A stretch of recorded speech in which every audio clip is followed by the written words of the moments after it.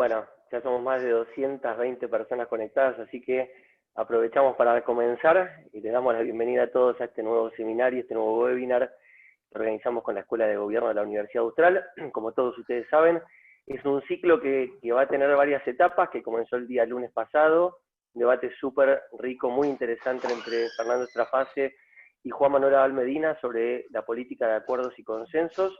Mañana nos toca hablar de educación. Va a estar acá Gabriel Sánchezini, exministro de la provincia de Buenos Aires, junto con Silvina Birz, exministra de la provincia de Buenos Aires. La semana que viene seguimos hablando de economía con Martín Redrado y con José Urtubey. El día miércoles, el día jueves va a ser un día también muy caliente, muy importante, porque vamos a escuchar a dos grandes estrategas políticos, como son Antonio Sola y Pablo Nopov. Y el día lunes, primero de junio, vamos a tener el privilegio de escuchar a tres líderes de ciudades muy pujantes en nuestro país, como lo son Horacio Rodríguez Larreta, Pablo Hapkin y Martín Yarlora.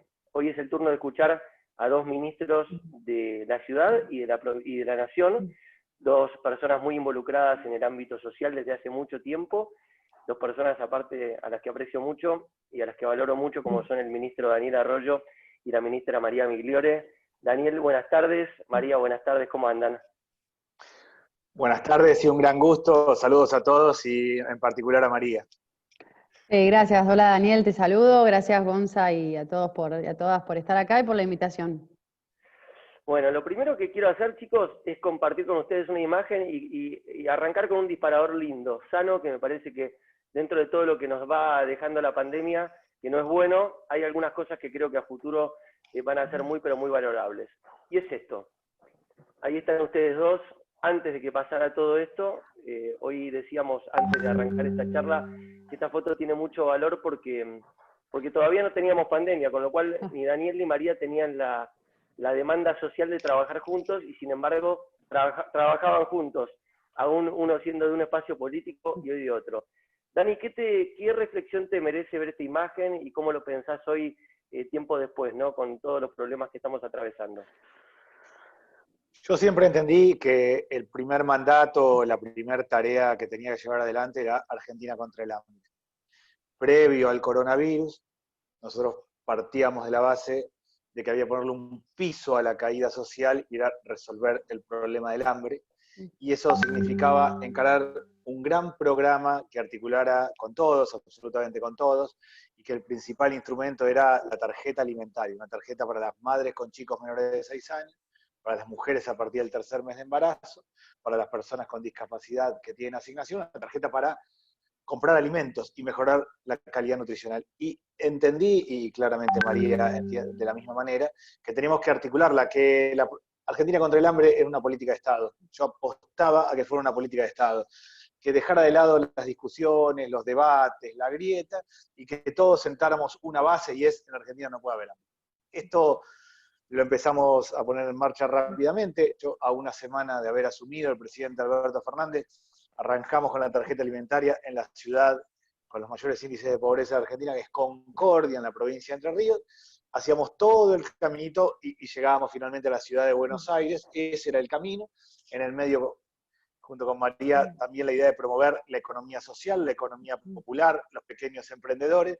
Entendí siempre eso como una política de Estado.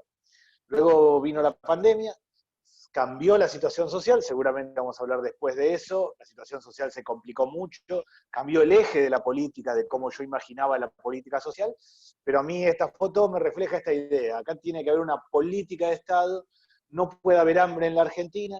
De ahí arrancamos. Hoy la situación verdaderamente es otra y mucho más complicada. María, ¿qué sentís cuando ves esta imagen pensando en la Argentina de hoy? Primero me acuerdo de que eran otros tiempos, creo que era otra la situación. No, pero sobre todo a mí esta foto lo que me muestra y me vuelve a convencer de que hay una manera distinta y posible de hacer política, que creo que es la que necesita la Argentina. Creo que nosotros con Daniel, y que somos varios los que creemos en que la política se trata de tender puentes, de encontrarnos entre los que quizás estamos en distintos espacios, pero tenemos una confluencia en la mirada, y que en todos los temas vale la pena ir al encuentro y buscar los consensos para poder avanzar, pero sobre todo en estos temas que son tan urgentes, ¿no? Siempre con Daniel lo hablamos muchas veces, que la Argentina, más allá de quién gobierne, tiene un núcleo de pobreza estructural que pasan los años y las distintas políticas, pero que eso no se modifica. Estamos hablando casi de un 20% del núcleo de pobreza que permanece siempre intocable, y con lo cual eso es un llamado a trabajar de una manera diferente, que creo que esta foto expresa nuestra intención de hacerlo de esa manera. Y me acuerdo mirando esta foto también, de hecho, con Daniel hemos tenido varias charlas previas. Me acuerdo cuando yo asumí el Instituto de Vivienda en la ciudad, cuando pusimos en marcha los planes de integración urbana, que básicamente lo que buscaban era mejorar, empezar procesos de integración, donde pudiéramos mejorar la infraestructura, los proyectos económicos y cómo elaborarlos. Me acuerdo que una de las primeras personas a las que fuimos a ver fue a Daniel. Me acuerdo ahí esa reunión, estabas en el banco vos, fuimos a contarte, a ver qué te parecía. Lo mismo con los proyectos que estábamos tratando de encarar desde el ministerio antes de asumir yo, cuando empezamos a poner en marcha estas ideas de cómo potenciar la economía popular, también tuvimos varias reuniones, con lo cual yo realmente creo y me parece fundamental esta manera de tender puentes de manera constante y de tratar de hacer políticas que puedan, basadas en el consenso, perdurar más allá de a quién le toque gobernar, porque las problemáticas de la Argentina realmente son tan estructurales que necesitan esta mirada para poder perdurar en el tiempo. Ahora, ¿por qué es llamativo esto? ¿Por qué lo festejamos hoy? No sé, Dani, si querés contar vos también esto, porque lo venimos destacando, y si lo destacamos es porque no es habitual. Y si no es habitual es porque en algún punto estamos fracasando y tenemos que dejar de fracasar. Y quizás es el momento, ¿no? Yo creo que en la Argentina no es posible un pacto de la Moncloa en el sentido de todos nos ponemos de acuerdo en todos los ejes. Pero sí es posible, y creo verdaderamente en eso, que hay 3 o 4 cuestiones que hay que sacar del debate partidario y hay que transformarlo en política de Estado para los próximos 10 años.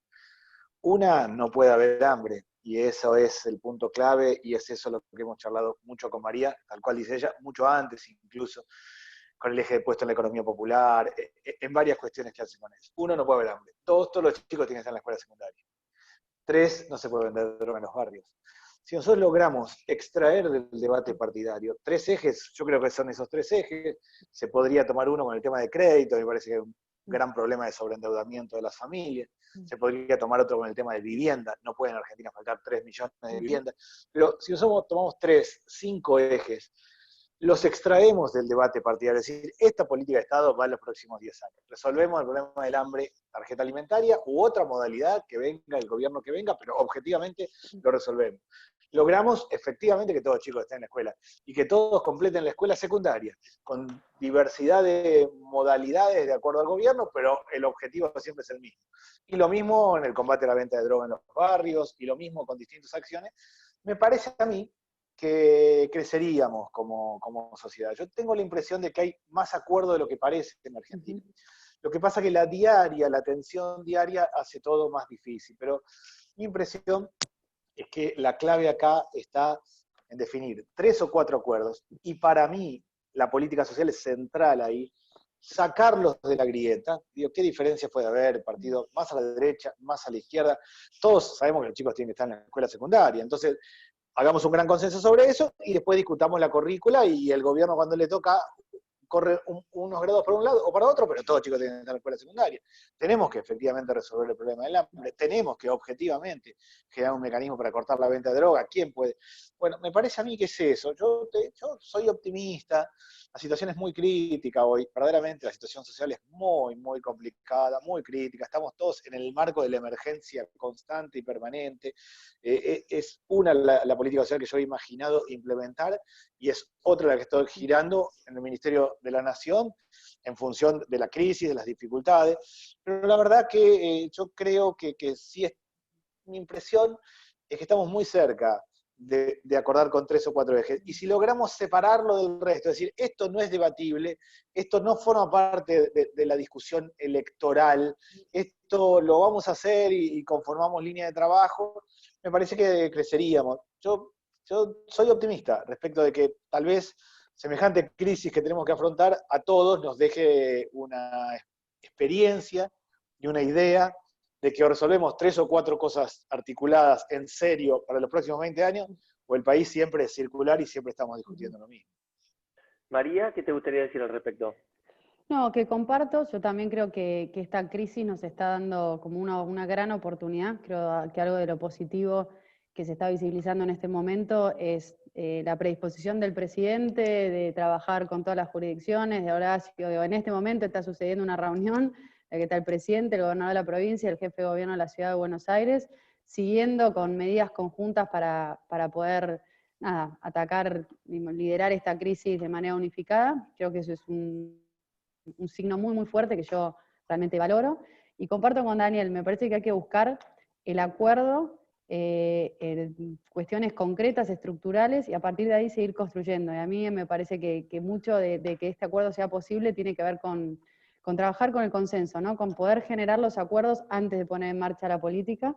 Para mí hay dos temas, sobre todo en materia social, donde veo que hay mucha confluencia, y donde creo que es necesario que la política haga un acuerdo. El primero tiene que ver con los procesos de integración urbana. No sé si conocen, pero lo que fue la ley del RENAVAP, que es el Registro Nacional de Barrios Populares, que se hizo hace 2 años, un censo en toda la Argentina, que se hizo de la mano del Estado Nacional, las organizaciones sociales, la Iglesia, para poder relevar dónde están todos los barrios populares. Eso se hizo, fue un programa que se hizo, después se votó una ley donde se reconocen todos esos lugares como asentamientos, y a partir de ahí se da la posibilidad de seguir trabajando. Creo que eso es una política que da un marco muy grande, porque nació con consenso, porque fue votada por unanimidad en el Congreso, porque muchos sectores que quizás tienen miradas muy distintas en muchos temas, nos logramos poner de acuerdo en esto, y que deja un marco para poder seguir profundizando, porque creo que, como decía Daniel, la cuestión de vivienda y de infraestructura básica es una cuestión que hay que saldar en la Argentina. Creo que esta crisis también realmente visibiliza la desigualdad de derechos en este sentido, y cuando nos preguntamos por qué el COVID se transmite más rápido en estos barrios, y por una cuestión de infraestructura.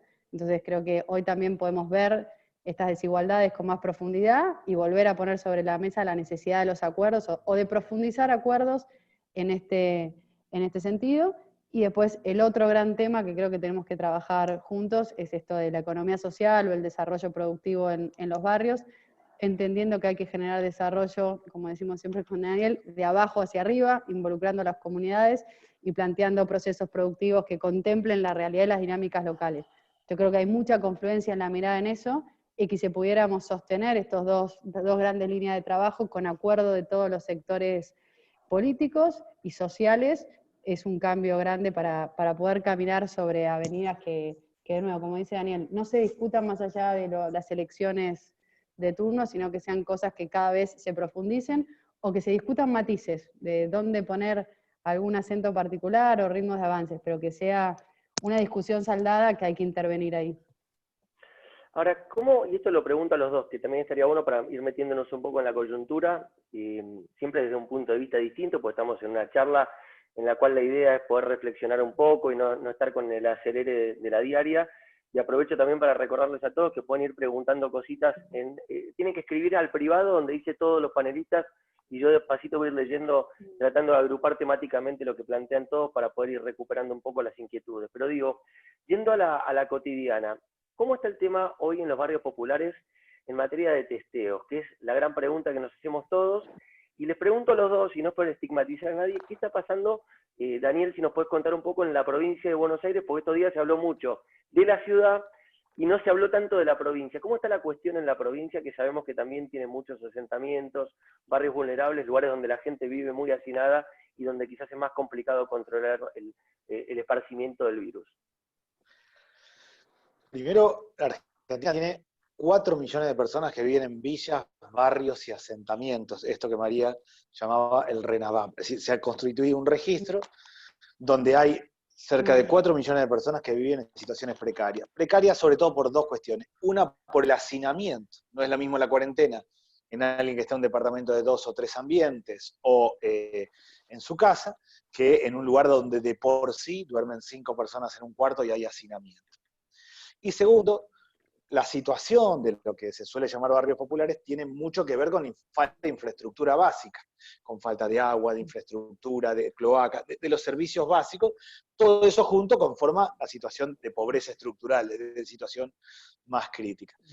claramente cuando se transmite el virus en barrios donde hay hacinamiento, la circulación es mucho mayor y ahí hay un problema estructural.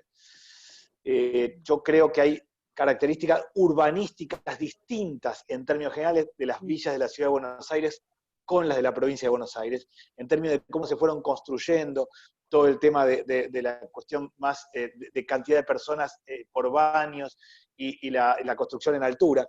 No es con toda la provincia de Buenos Aires, es inmensa, claramente, tiene casi 1.200 asentamientos, barrios precarios, villas, pero las características urbanas son distintas y esa es una cuestión importante al tomar en cuenta a la hora de ver cómo se transmite el coronavirus. Se está ampliando el testeo en la provincia de Buenos Aires. Nosotros armamos 2 programas, uno se llama El Barrio Cuida al Barrio, que tiene una impronta más social, es poner gazebos en la entrada y salida de los barrios, a tomar el tema de la temperatura, el alcohol en gel, todo el tema de limpieza, ir casa por casa y hacer un barrido sobre la situación social. Ahí no solo aparece el problema alimentario, sino que aparece mucho el tema de violencia de género. Yo pondría un punto, el tema de violencia de género es algo que no estamos viendo y que tiene una dimensión de conflictividad creciente, que es uno de los resultados que nos va a dejar esta pandemia. Y junto con eso, el detectar, que lo lleva adelante el Ministerio de Salud, que detecta, tiene un protocolo, el que tiene 37 grados y medio de temperatura, más tos o alguna de las ciertas condiciones, y ahí las personas salen a un centro de aislamiento barrial, que generalmente está en una iglesia o en un club del barrio, o a un hospital o a un centro de salud, en el caso que haya que derivarlo. Se está creciendo el número de testeos, claramente hacen falta más, pero se está creciendo el número de testeos. Es evidente que la problemática de las villas, barrios y asentamientos es la más crítica. Nosotros armamos un comité de emergencia en cada municipio del conurbano, está el gobierno municipal, las organizaciones sociales, las iglesias. Ahí se define en qué barrios hay que encarar estas actividades. Hoy se estuvo haciendo en algunas en particular de la ciudad de San Martín, del municipio de San Martín, como la Carcova, que tiene esta característica. Es un asentamiento distinto al barrio 31 en cómo está construido, pero en términos generales yo diría, se está creciendo el número de testeos. Efectivamente, todos estamos muy preocupados por la situación de los lugares donde hay hacinamiento, y el esquema es tener una única metodología y trabajarlo articuladamente. La provincia, a diferencia de la ciudad, tiene 3 estructuras institucionales: nación, provincia y municipio, lo cual también hace que ahí podamos armar lo que llamamos comité barriales y una cosa de acción muy directa de parte de los municipios. Creo yo que hoy es difícil proyectar, todos tenemos claro que esto se dispara en cualquier momento, de modo tal que se testea en un barrio, pero queda el equipo organizado y sigue haciendo los testeos de manera permanente.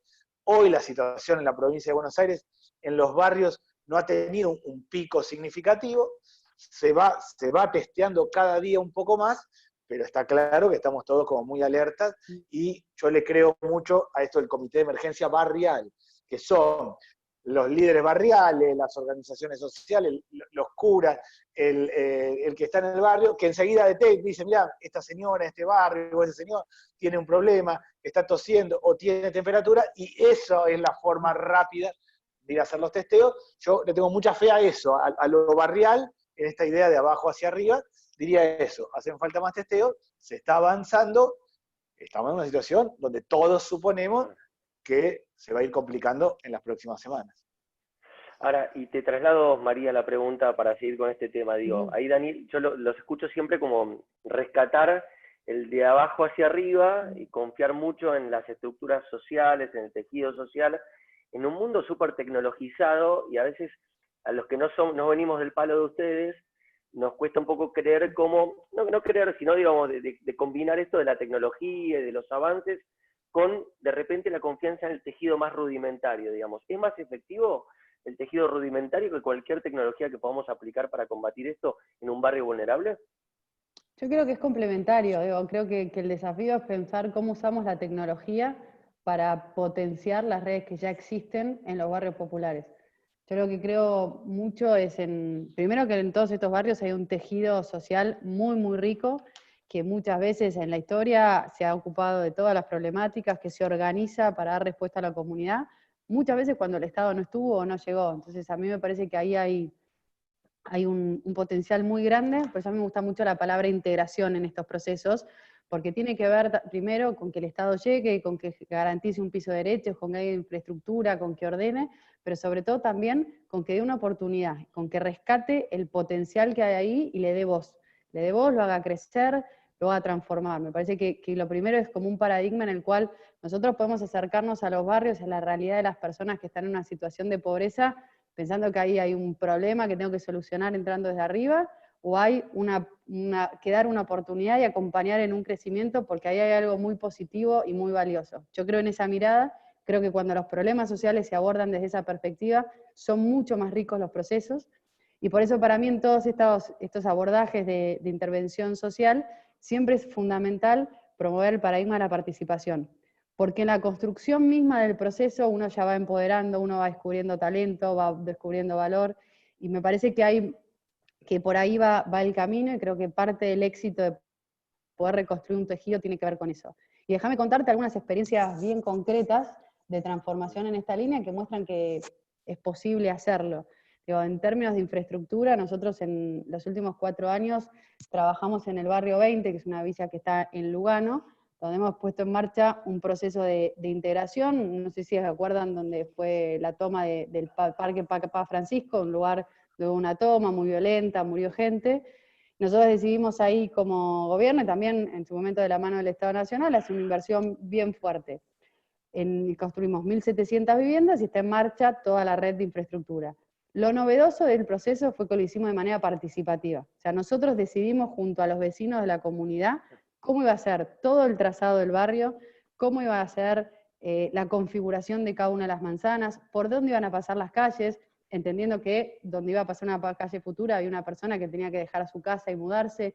Todo eso se diseñó y se hizo con un modelo participativo que dio resultados fantásticos. Al principio había un temor de si dar participación iba a ir en contra de la eficacia, contra la rapidez del proceso, y lo que vemos nosotros es que al sentar a todas las personas, organizaciones sociales, vecinos, habilitar la posibilidad de construir y que la construcción sea conjunta, fue un proceso muy virtuoso y muy transformador. Hoy si vos vas al barrio, ya ves calles abiertas, infraestructura en marcha, viviendas nuevas, o sea, me parece que hay algo muy positivo ahí. Y la otra experiencia que te quería contar es la que hicimos en Rodrigo Bueno, hicimos también un proceso parecido, en la cual nosotros estamos pensando estos procesos con 2 dimensiones. Por un lado, por supuesto, la inversión en la infraestructura, y después de tratar de captar el potencial productivo y ayudarlo a crecer. Entonces, Rodrigo Bueno es un barrio que está en la reserva, al lado de la reserva ecológica, donde nosotros lo pensamos en integración con lo que sucede ahí, que todos los fines de semana va muchísima gente a la costanera, a comer algo, a correr. Entonces, ese barrio también tiene un potencial gastronómico muy fuerte. ¿Por qué? Porque muchos de los vecinos y las vecinas habían trabajado en cocinas de hoteles y tenían sus propios emprendimientos. Entonces ahí lo que hicimos fue hacer un relevamiento, que lo trabajamos mucho esto de la mano del sector privado también, hubo muchos empresarios que nos ayudaron a hacer todo el diseño, en el acompañamiento de las personas, y armamos un patio gastronómico, entendiendo que ya había una experiencia, un know-how, una cultura en el barrio. Hicimos un patio gastronómico donde nosotros hicimos la inversión, donde emprendedores del barrio pudieron empezar a formalizar su emprendimiento, donde nosotros lo que empezamos fue a ponerle una lógica más de tejido urbano, de conectar la demanda de la ciudad con lo que el barrio tenía para ofrecer, y sobre eso fue el patio que ya está abierto desde el año pasado. Al lado instalamos una huerta orgánica, que también era un proyecto de mujeres cooperativistas que la estaban poniendo en funcionamiento, nosotros las acompañamos para que eso crezca, y entonces ya hoy la huerta le vende a los emprendedores del patio. Además de eso, vía la tecnología también, empezamos a ayudarlos a que armen una empresa de delivery, una cooperativa que lo que hace es distribuir en distintas zonas de la ciudad.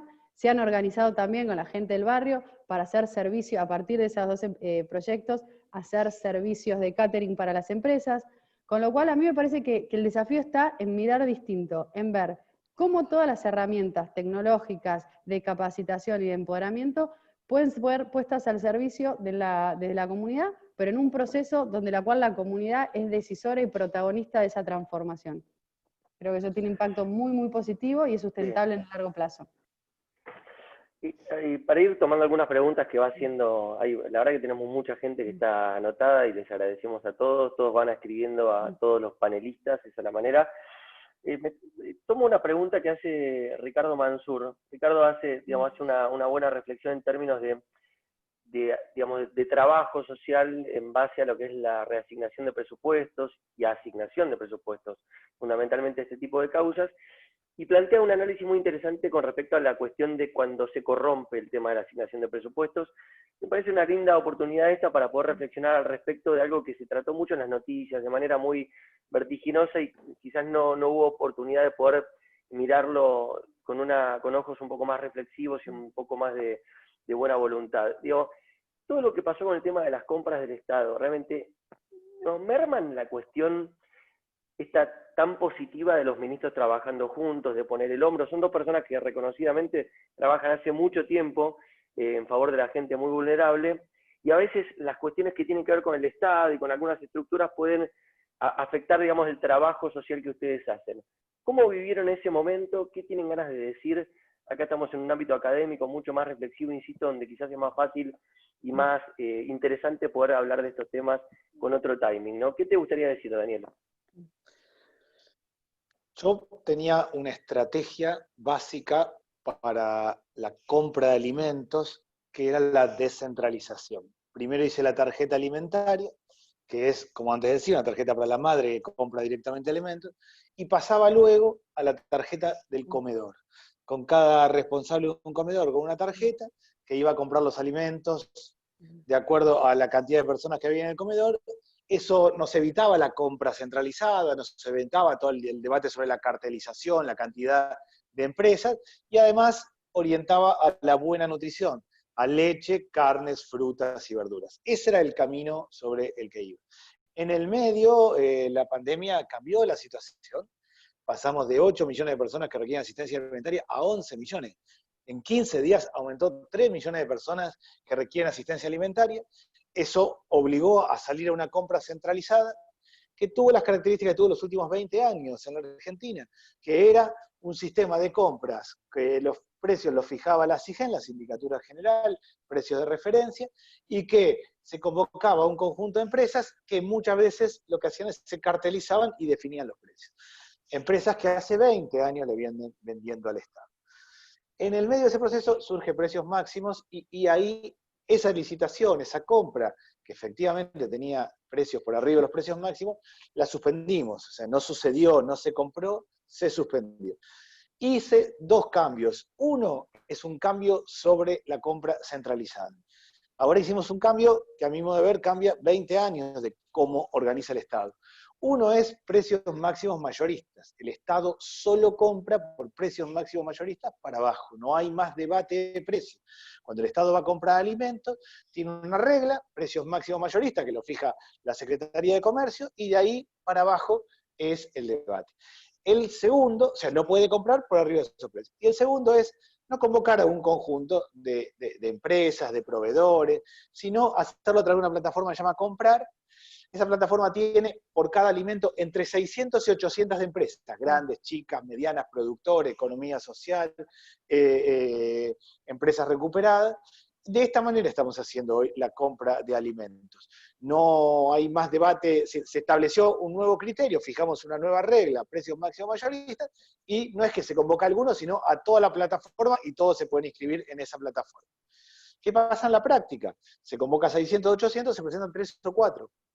Y entonces la compra centralizada tiene siempre sus dificultades por volumen. El Estado Nacional tiene que comprar 12 millones de kilos de alimentos, lo cual es de una complejidad muy grande.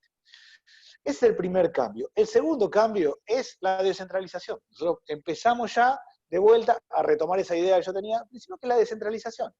¿Qué es? Que cada comedor compre alimentos de manera directa, que va a mover la economía local, le va a comprar a la verdulería de la esquina, a la vuelta, va a mover la economía local, es bien de abajo hacia arriba, va a promover al pequeño productor, va a promover a la feria del barrio, y además nos permite a nosotros, cuando la tarjeta compra y codifica, saber qué productos están comprando y cómo mejorar. Yo creo que en ese sentido hemos hecho un avance. Muy compleja la situación en general, claramente, hay una gran demanda alimentaria, la estructura de precios de alimentos tiene problemas en Argentina.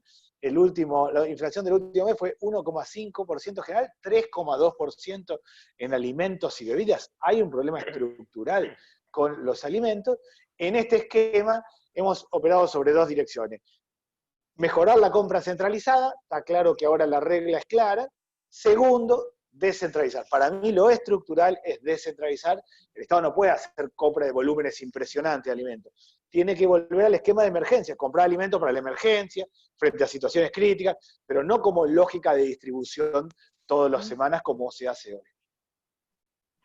María, ¿qué te gustaría agregar a esto? No, que comparto mucho, creo que esta crisis también, digo, aparte de la oportunidad que nos ha mostrado también cómo la incorporación de tecnología puede agilizar y renovar varios procesos, creo que esto se puso sobre la mesa de hecho con la necesidad de tomar distanciamiento, pero me parece que el Estado en muchas cosas tiene una estructura que es vieja, piensa en modelos viejos, tiene una burocracia muy grande, y que parte del dinamismo que tiene que ganar, la transparencia, tiene que ver con la incorporación de cierta tecnología que nos permita pensar distintos los procesos.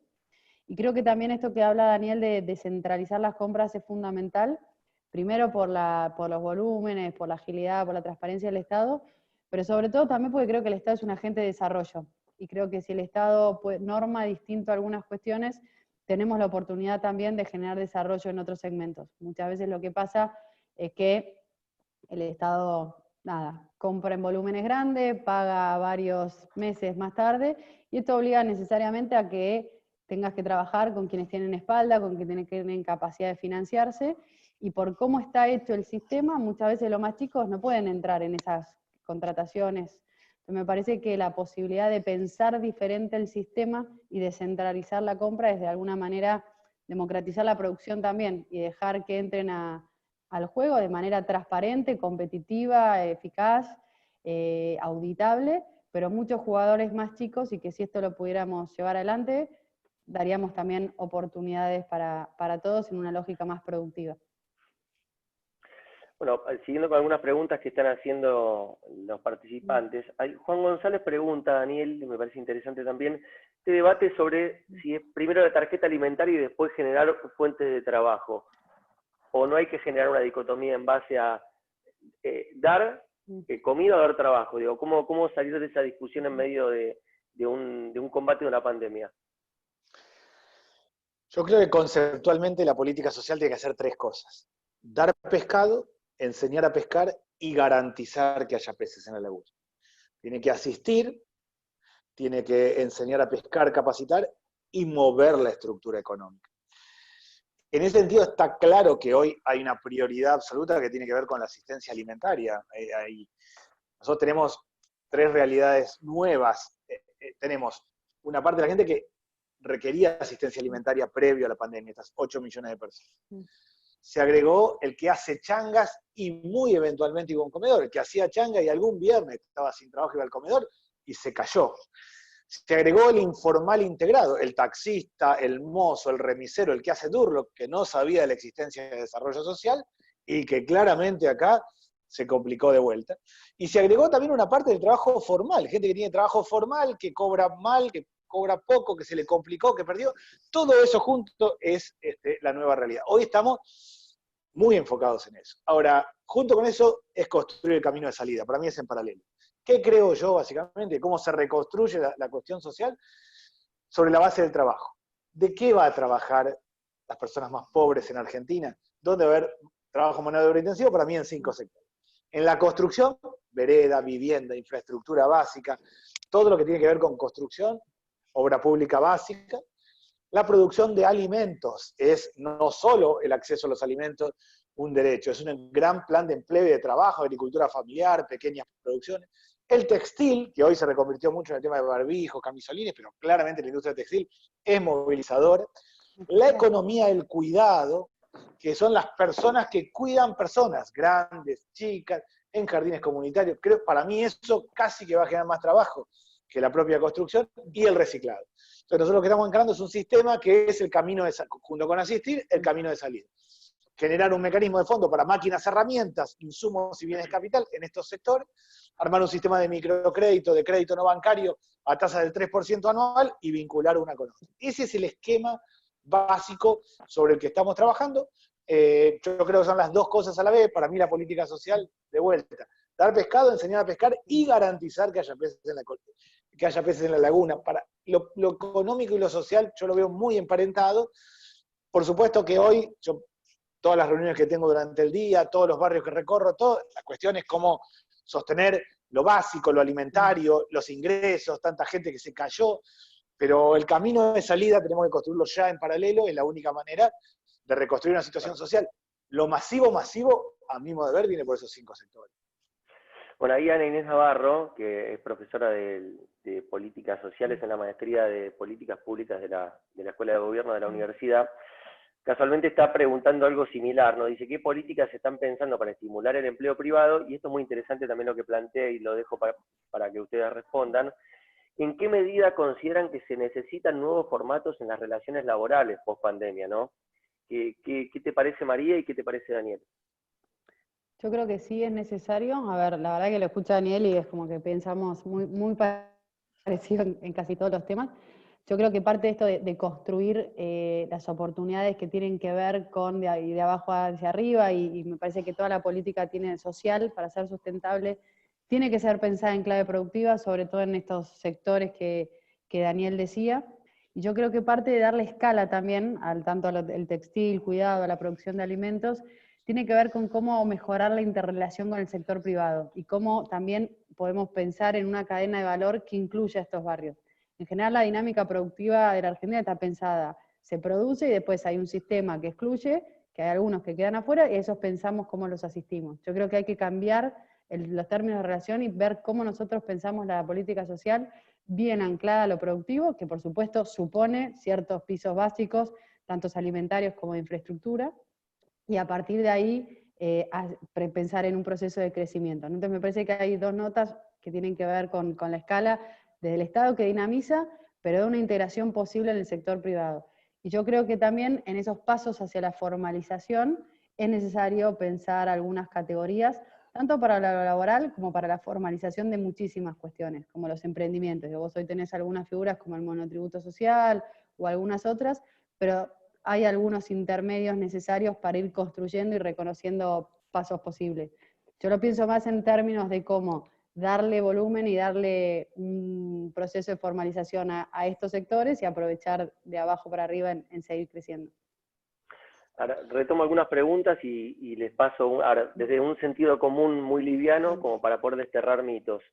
En este mundo de países desarrollados a los que la Argentina, digamos, tiene que apuntar a, no debe imitar, pero sí buscar el desarrollo con las herramientas tradicionales, ¿cómo contemplar esto del de abajo hacia arriba? Digo, ¿los países desarrollados trabajan de abajo hacia arriba? Porque uno imagina esos monstruos de países desarrollados gigantes con grandes industrias, con grandes corporaciones que dan trabajo de arriba hacia abajo, y a veces escuchar el de abajo hacia arriba es como que uno no, te cuesta ensamblarlo con la línea que sigue, ¿no? El planeta, ¿no? Sobre todo en los países que funcionan, las potencias. ¿Cómo respondemos, Daniel, a eso?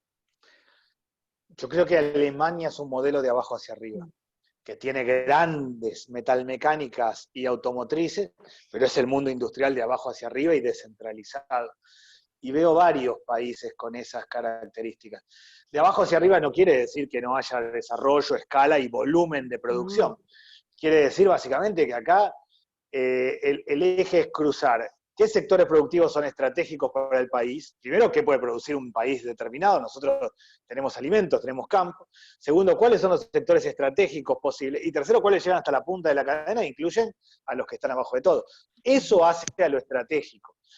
Mi opinión es que es así en un proceso donde hay que definir 4 o 5 sectores productivos, serán estos que dije yo u otros, que marquen los próximos 15 años de la Argentina y que sobre esa base se acompañe el crédito, la banca pública, la cuestión fiscal, la escuela secundaria, todo el conjunto de instrumentos impositivos, económicos, de apoyo al mercado, educativos, que vayan en esa dirección. Yo creo mucho que hay muchos de abajo hacia arriba. Ahora, me parece a mí, y enganchando tanto con lo que decía María como con la pregunta anterior, que no solo hay un debate sobre las cuestiones laborales, sino que también de paradigma. ¿Qué pasó en Francia hoy? En la práctica, Macron le está pagando 1.200 euros a cada francés que tiene trabajo. Ha creado el salario social o el ingreso universal ciudadano. En la práctica salió el Estado a socorrer. Estados Unidos, Trump, que claramente venía con otra idea distinta, 1.200 euros a una gran mayoría.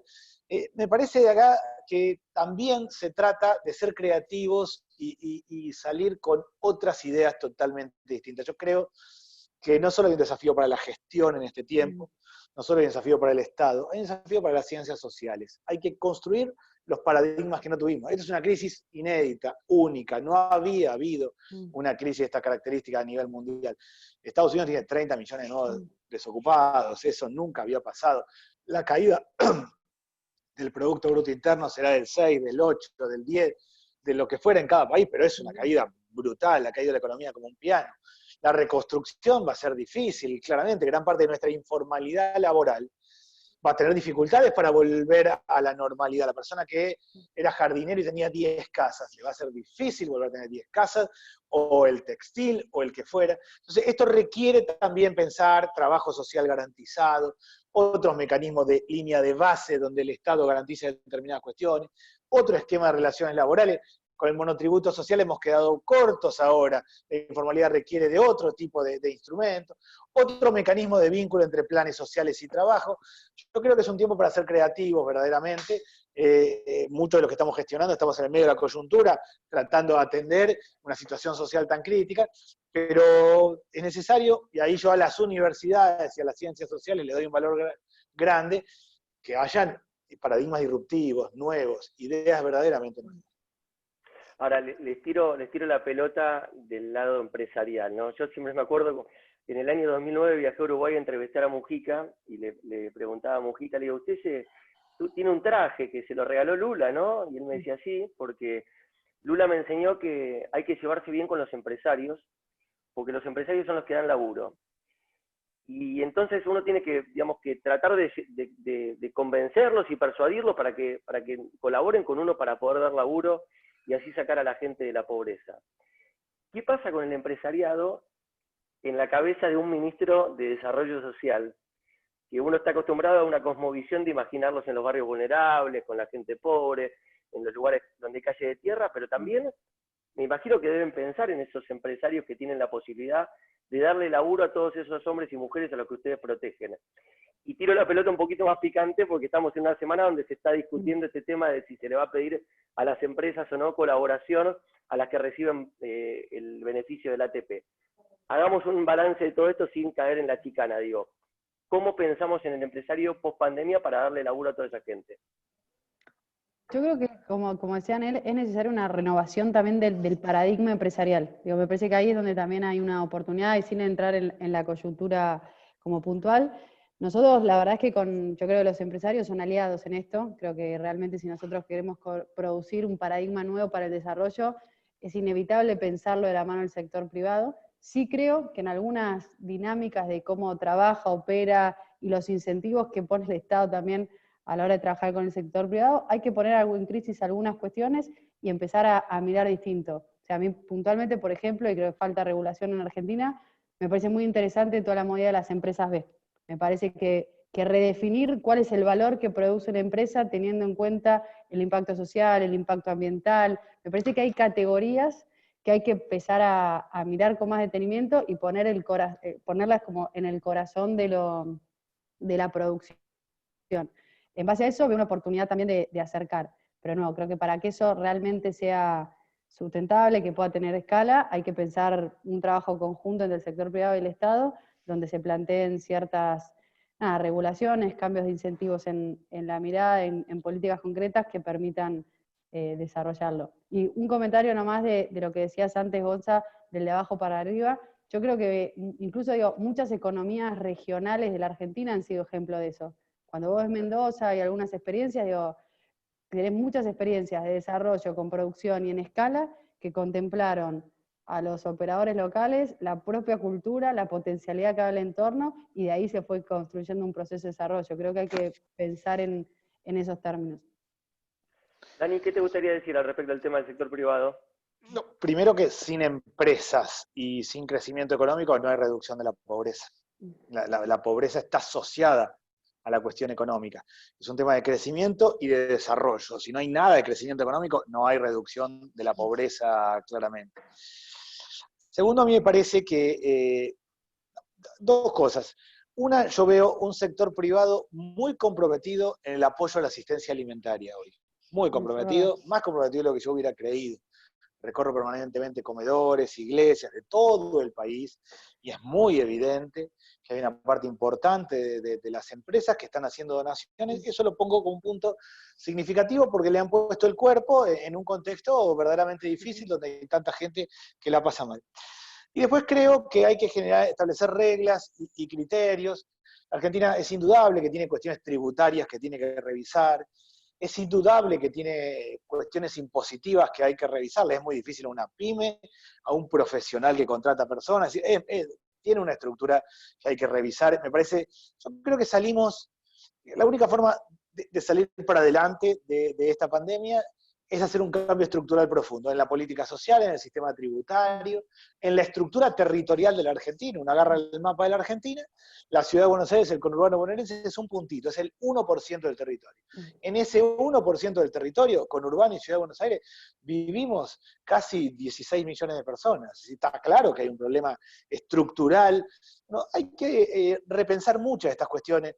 Es casi que nos toca, me parece a mí, a nuestra generación, refundar el funcionamiento de la economía, del mercado, de lo territorial, de lo social. No hay, sin crecimiento, sin empresas no hay crecimiento económico. Sin crecimiento económico no hay reducción de la pobreza. De ahí hay que establecer criterios donde el Estado regule inteligentemente, pero me parece que por ahí va, y pondría un punto, de verdad, yo estoy gratamente sorprendido del nivel de apoyo real que ha dado el sector privado en la donación de alimentos frente a la crisis. Sí, creo que, por ejemplo, uno de esos ejemplos bien concretos y de mucha escala tiene que ver con la campaña Seamos Uno, que me parece que es una iniciativa muy buena que organizaron varios empresarios, que además son un grupo de empresarios también súper comprometidos y que a nosotros nos han acompañado en muchas de estas iniciativas de pensar desarrollo y con apoyo y herramientas bien concretas a tratar de transformar la realidad social. Lo que les contaba antes de Rodrigo Bueno, por ejemplo, tuvo el apoyo concreto de muchos de Gastón Remy, la gente IDEA, los que están ahora motorizando toda esta campaña. Son ejemplos concretos que muestran que cuando los dos mundos se encuentran es posible la transformación. Bueno, les voy a dejar la última pregunta y ya la voy preparando a Celina Cantú, que es la directora de la Maestría en Políticas Públicas, para que haga el cierre. Yo quiero colgar una foto y preguntar si esto está en riesgo o si esto está firme. ¿Qué tienen para decir? Hubo mucho, la cuarentena se está haciendo larga y estamos todos un poco más cansados, y esto también se nota un poco en el sistema político, y hay algunos que creen que estas fotos que son tan positivas para pensar el futuro corren cierto riesgo, ¿no? Digamos, ¿esto va a seguir después de la pandemia o esto es una foto para combatir una pandemia, Daniel? No, esto va a seguir después de la pandemia, y yo creo mucho casi en la naturaleza de las cosas. Va a seguir más allá de las decisiones de los actores. Argentina no es que un día se flexibiliza la cuarentena y la situación se acomoda. El nivel de deterioro social es muy profundo, nos va a acompañar mucho tiempo para adelante. El nivel de caída económica también. Y las crisis hacen racionales a los actores en Argentina. Las crisis sacan lo mejor en Argentina, con dificultades. Todos los que gobiernan, todos los que nos toca gobernar, en mi caso simplemente como ministro del presidente, pero a los electos, tienen esta responsabilidad y va a ser así. Yo no veo riesgos, digo, más allá de las cuestiones puntuales que puedan suceder, sobre todo en las campañas electorales. El nivel de deterioro que queda, social, económico, es profundo. Primero hay que ver cómo pasamos el pico o no pico, si se ameseta o no la cantidad de contagios. Y una vez que pasemos eso, que nadie tiene claro, y menos yo que no soy un experto en la cuestión sanitaria, una vez que pasemos eso, queda un desafío por delante. Claro, Argentina salió bien institucionalmente del 2001, con más fortaleza y con más articulación, y está saliendo bien en este contexto de mucha articulación entre distintos actores. No, yo esto lo veo duradero, pero duradero. Yo creo que el hay cuestiones de la política que exceden a los actores, que tienen que ver con el signo de los tiempos. El signo de los tiempos es, hay que gestionar articuladamente un contexto y una situación durísima, dificilísima, y la única manera es generar cooperación, y así lo veo, ¿no? No veo riesgos para nada de esas cuestiones, y al revés, creo, con todas las dificultades y con todos los problemas que hay, la clase política en Argentina, frente a las crisis, actúa racionalmente. María. Comparto las palabras de Daniel, yo creo que esto va a seguir, creo profundamente que tiene que seguir y que somos con Daniel de los que vamos a estar poniendo el cuerpo para que así sea. Creo que siempre, y sobre todo en momentos tan críticos, hay que buscar los consensos, los puntos de encuentro, dejar las diferencias de lado, que no quiere decir que no existan y que haya matices y diferencias políticas, me parece sano incluso también para un sistema democrático, pero que en este momento realmente tan crítico tenemos que trabajar juntos, y esta criticidad no solo es lo que va a pasar las próximas semanas, meses respecto a la pandemia, sino es pensar la reconstrucción de un país que tiene que salir adelante después de una crisis inédita, y eso va a requerir un liderazgo bien grande de toda la dirigencia política y social, de poder trabajar juntos en pos de la gente. Bueno, la verdad que les agradezco a los dos. Ahí estoy poniendo de vuelta la pantalla otra vez. Un placer haber hablado con ustedes. Como siempre decimos, la verdad que los conozco mucho a los dos por fuera de todo esto. Sé la calidad humana que tiene María, la calidad humana que tiene Daniel, y la calidad profesional que tienen. Por eso les agradezco en lo personal también que hayan estado acá hoy. Mañana vamos a estar acá de vuelta a las 7 de la tarde para hablar de educación, y vamos a tener un panorama parecido porque va a haber dos ministros.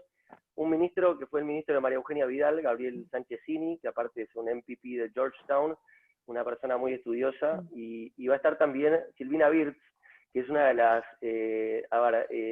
técnicas y científicas de la educación más importantes de la República Argentina, con graduaciones y honores de todos lados. Y fueron de dos gobiernos distintos, ¿no? Uno estuvo con María Eugenia Vidal, ella estuvo con Daniel Scioli. Así que lo que queremos mostrar en estos webinars, ¿no? Que se puede mirar al futuro sin hacer tanto hincapié en las diferencias y pensar más en las coincidencias, que es en definitiva lo que buscamos siempre destacar en esta escuela de gobierno. Celina, te dejo el cierre para vos, y a todos los vemos mañana. Bueno, simplemente para agradecerle a los dos ministros en particular, que nos cedieron su tiempo en un momento tan demandante, así es que muchísimas gracias a los dos.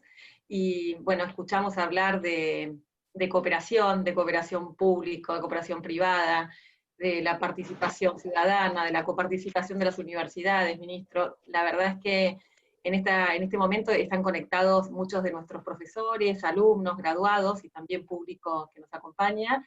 Así es que para nosotros es un gusto poder escuchar este diálogo tan respetuoso entre actores de espacios diferentes, que son capaces de coincidir en los objetivos prioritarios, y que ojalá esta idea de la coparticipación, de la cooperación, pueda darnos mejores políticas públicas centradas en el ciudadano, que evidentemente es lo que ambos se proponen y que todos esperamos ver en el futuro en la Argentina. Así es que muchísimas gracias a todos. Gonzalo, muchas gracias por ser el puente entre el auditorio y los ministros. Gracias de nuevo. Chao, hasta luego. Hasta mañana. Hasta luego, muchas gracias. Muchas gracias, muchas gracias. Un gusto.